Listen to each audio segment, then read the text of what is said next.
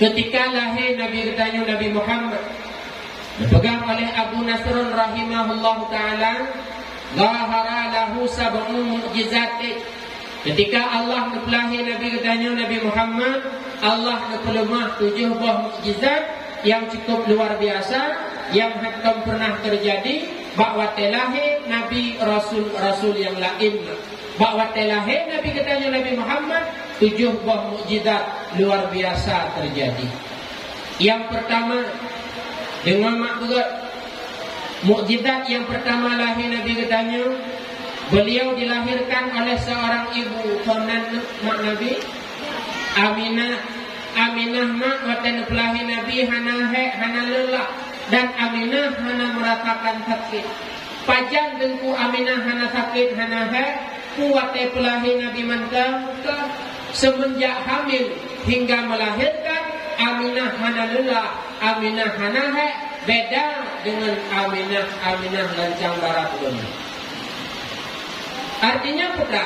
Beda dengan urina ronya. Kita nyomak laki maaf.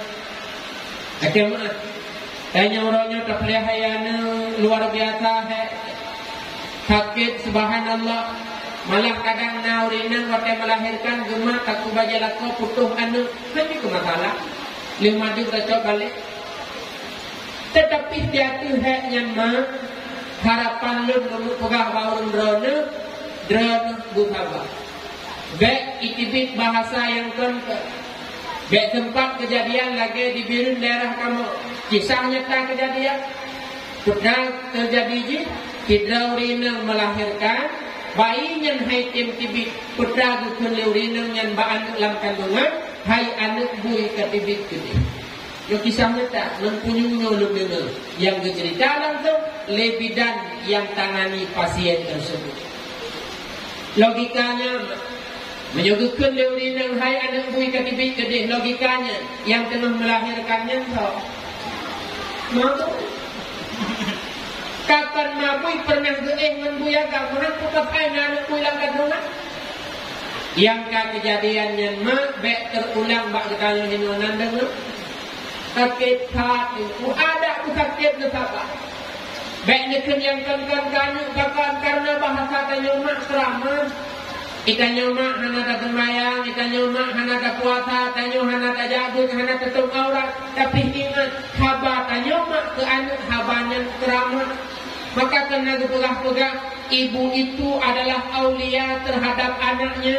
Nyodon mak aulia, kita tunggu kamu aulia terhadap anak-anak urun drone mak. Teramat bahasa ada. Maka ada hak bengih kerana beruk hak akai anak yang bek lekun yang ganda. Tengku ilung si abang yang hidupnya cukup ketat. Saya pun belum makan tapi ruah katanya.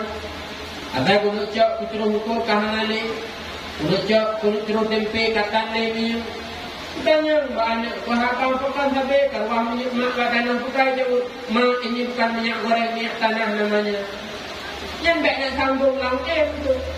Kibangkit tetap mengutu Allah. Yang tuang kata calon ulama cukup God akai kata. Baik nak pugah kapan tak akai mengoyak. Itu salah lihat.